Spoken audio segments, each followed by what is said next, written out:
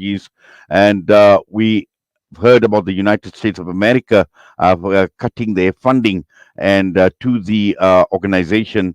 And the key issue here is to unpack and to understand what threat this actually has with regard to the Palestinians, and particularly the Palestinian lives in Gaza.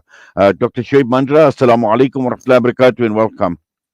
Walaikum salam wa rahmatullahi wa barakatuh.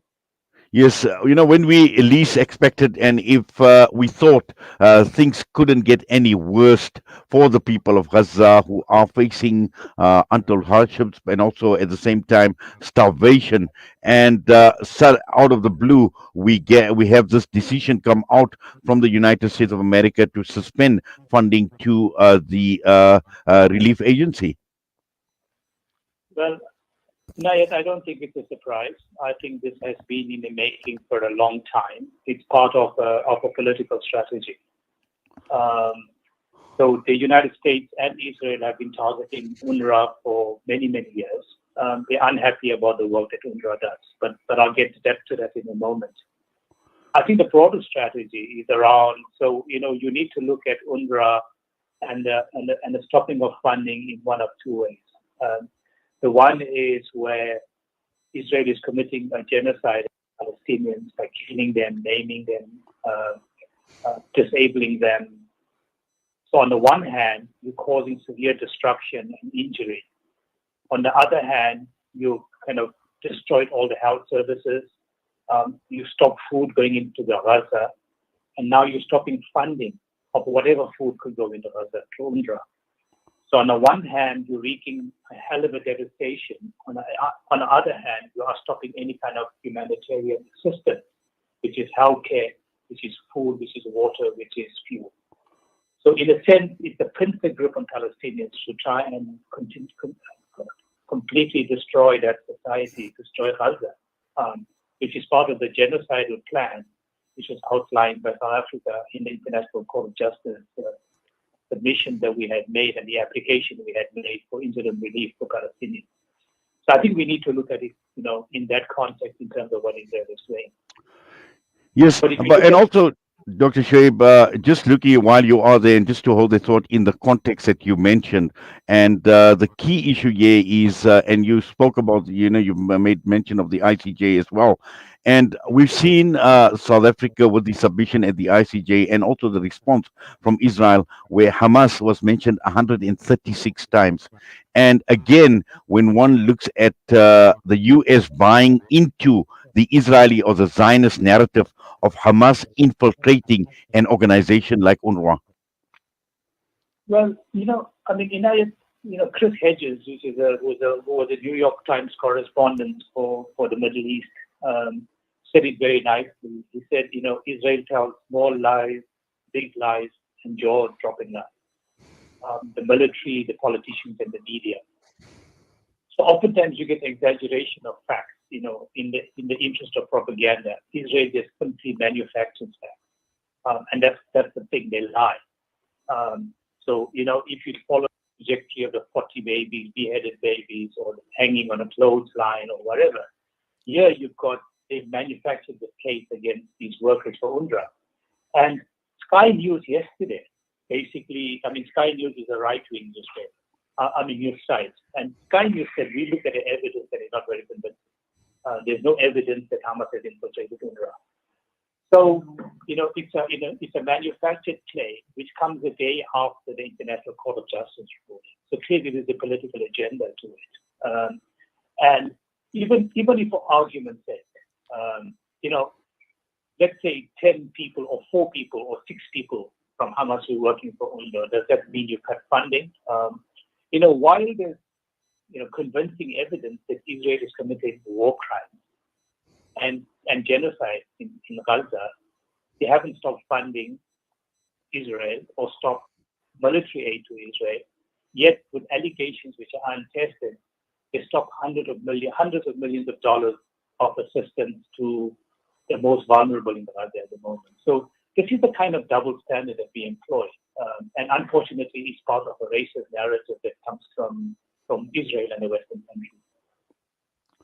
Yes, and also the fact that the United States of America is again wielding its clout like it did at the UN Security Council by using its power of veto. And we've also heard the UN Secretary General speaking about UNRWA as the backbone of all humanitarian causes in Gaza, and at the same time making this appeal to continue with the work that UNRWA is doing in Palestine and for Palestinian refugees.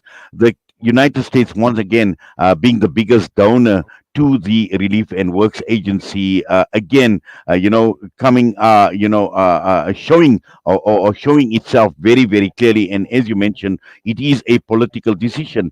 And perhaps, we can just unpack some of this in terms of how this is actually likely to play out politically for both the United States and for Israel.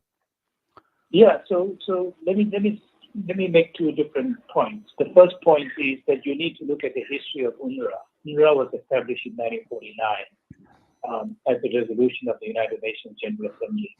If I'm not mistaken, it's Resolution 302. And UNRWA was established to support Palestinian refugees and subsequently to support both Palestinian refugees and their descendants. And UNRWA operates in a number of countries. So it operates on the West Bank, in Gaza, in Eastern Jordan, Syria, and Lebanon. So that's the mandate of UNRWA. Palestinian refugees outside those areas are supported by the United Nations Human Rights Commission. So, United Nations Commissions for Refugees, High Commission for Refugees. So UNRWA has been there to support Palestinians since 1952. And the mandate is reviewed every year or every 3 years by the United Nations, and currently the mandate is extended last year to June next year. Now, what does UNRWA do? I mean, UNRWA employs 30,000 people, about 12,000 people in Gaza, but it employs 30,000 people.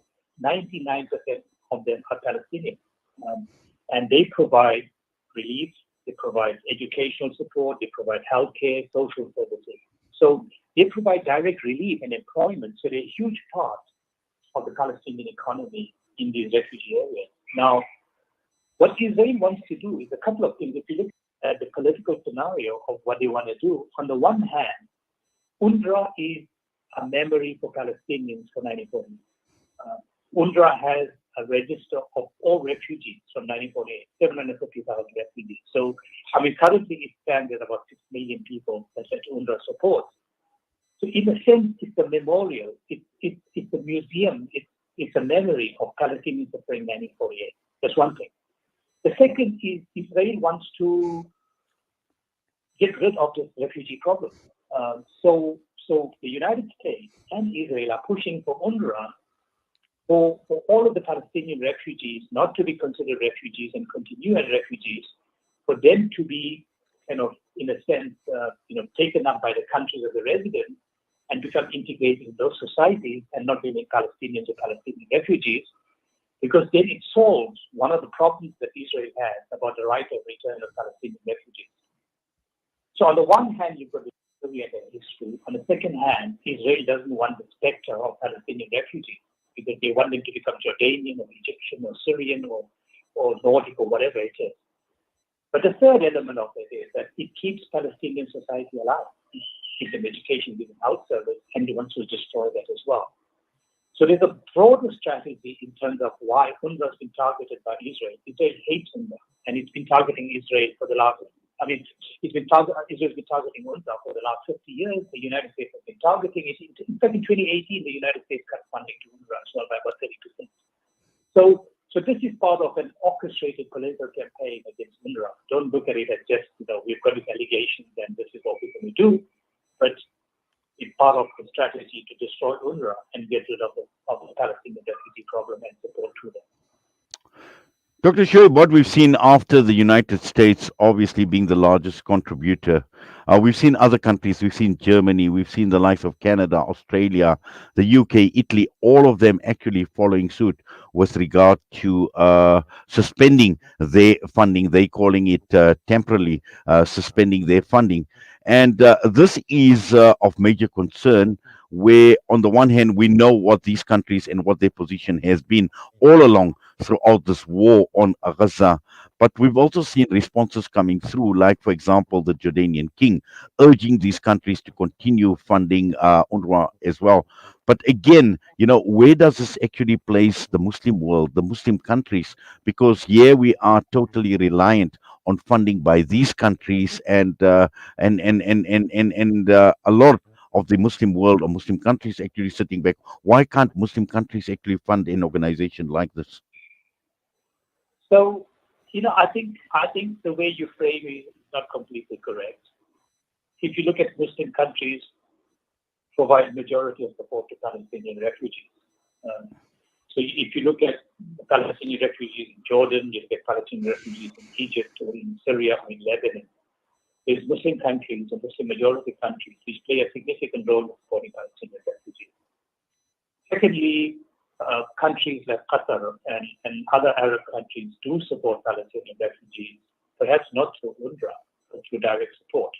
Uh, UNRWA support comes via the United Nations, which is because UNRWA is an arm of the United Nations, and this is where the United States gives over $100 million to UNRWA. A place like Australia gives about $50 million. So the people who stop supporting of UNRWA at the moment or cut off its funding or suspended funding are largely allies of the United States.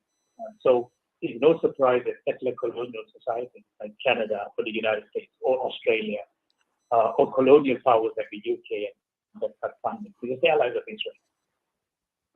But I mean, I take your point that these other countries need to come into the breach. I mean, the countries like Russia and China need to increase their contribution to UNRWA. Qatar is putting a lot of money into Gaza and into Palestinian support. So, I mean, Qatar will increase it, but other Muslim countries need to increase support as well to try and meet this breach because the head of UNRWA has said yesterday that if this funding cuts continue, UNRWA may not be viable beyond February, end of February. So that's going to be a bleak scenario for Palestine. Dr. Shoaib, could it be that UNRWA as an organization is specifically targeted? And the reason why I am asking this is when one looks at the South African case and the case that we had brought to the ICJ, there was a lot of reference to individuals within United Nations, within the relief organizations that obviously had highlighted the horrific, the unacceptable carnage and catastrophe that is unfolding. And again, looking at UNRWA, I mean, has been calling repeatedly for, at the very least, an immediate humanitarian ceasefire, even a permanent cessation to the genocide that is unfolding.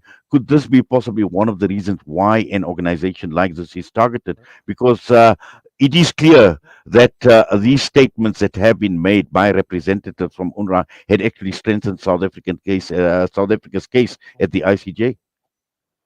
Yeah, I mean, I think certainly. I mean, the United Nations. I mean, the International Court for Justice was quite interesting in the way they framed some of their evidence. And because the International Court for Justice is also an arm of the United Nations, it relies on statements by United Nations because it's part of the same mother body. And including in those statements about the dire crisis and the effect of genocide on civilian population was made by the person, I mean, by UNRWA representatives. So clearly, those statements came from UNRWA and from other organizations like the World Health Organization and others. So clearly, this may be part of that blowback against these United Nations organizations, which give evidence of the International Court for Justice. The second is the deflection. I mean, it's the day after where Israel was getting a hammering in the media because of the ruling of the International Court of Justice. Very many of us didn't expect what we got. It's a typical method of deflection. You deflect from the primary news story, the big news story, and you try to create a side story, which is exactly what Israel and the United States did. The third is that if you look at Israel's attack on Gaza, it deliberately targeted, health personnel, journalists, and aid personnel. So, they targeted the International Committee for Red Cross or the Red Crescent in Palestine. They targeted I mean, they murdered the head of the gift of the givers office. They targeted the aid workers. Now they're targeting UNRWA. So there's a deliberate campaign to target these support services as part of this genocidal campaign. So yes, I mean, I think that the ICJ ruling was important, but I think it's also part of a broader genocidal attack against Palestinians. Mm. But also, Dr. Shuaib, now, as the situation stands right now, obviously these funding cuts pose a huge threat to Palestinian lives in Gaza. And I mean, besides UNRWA, are there any other alternatives? I don't know. I mean, somebody sort of filled the breach, and breach is probably in the region of a couple of $100 million. My understanding is that the United States will continue with current funding. So it doesn't suspend its funding immediately, but some of the countries will continue the funding in terms of the current cycle that they promised. But thereafter, that funding will be cut. How do they cut funding and suspend funding immediately? So, you've got to meet that breach, and where that money comes from, as I said previously, is Muslim countries, the other countries who are supportive, countries like Spain, the countries in Latin America, Russia, China. I think that these countries need to come to the party to meet the shortfall in funding. Otherwise, more Palestinians are going to die. Yes, Dr. Shoaib, Jazakallah for that, and also for your time with us this morning. Obviously, we will follow developments and let's just see how the situation actually unfolds. But clearly, at this point in time, it's a dire situation. There is a huge threat to Palestinian lives, and as Israel continues with its aggression and moves further south at this point in time, and we've seen now of late the attack is getting even closer and closer to Rafah as well, and it's just going to be a matter of time where we know they are in a dire situation, in a critical situation right now, and Allah alone knows where and how all of this is going to end. Yeah, absolutely. I mean, I think that the world is devastated by what's happening. Israel is showing itself up for what it is, what it claims to be a refuge for victims of genocide. Now, there's incontrovertible evidence that Israel is committing genocide in this country. So, that's the paradox and the irony of history. I mean, the Boers who were the victims of the Anglo-Boer War, instituted apartheid in South Africa. So, when victims become perpetrators of injustice, is what you're seeing around the world. But yeah, we make dua, and I mean, again, I think that every person listening to this program needs to become an activist in the Palestinian cause, but also in terms of what we do in South Africa. And we can be hugely proud of what South Africa has done at the International Court of Justice. I think it's a momentous occasion for South Africa and for the world that as a small country we took on these giants, the United States, the UK, and Israel, in an international forum, in an international court. And we substantially won. So I think we can be hugely proud in terms of what we've done, that this will be recorded in history as a landmark case in attempting to preempt further genocide. Well, Jazakallah for that, and have yourself a wonderful Jummah ahead as well, Dr. Shoaib. And as always, we appreciate your time. Assalamu alaikum wa rahmatullahi wa barakatuh. Alaikum assalam wa rahmatullahi wa barakatuh. Dr. Shuaib Manjra was us this morning, and we're going to go for a break. We come back, we're going to take a look at this hit list, and we're talking about the work of Amit Mori, RSS troublemaker from Mumbai, based in Durban, several years right now. And we've seen this hit list, we've seen pictures, we've seen photos of people right across the leadership spectrum in South Africa, and that actually includes many, many organizations, Salam Media obviously appearing on here as well, and we will unpack that shortly with Dr. Faisal Suleiman, chairperson of SEMNET.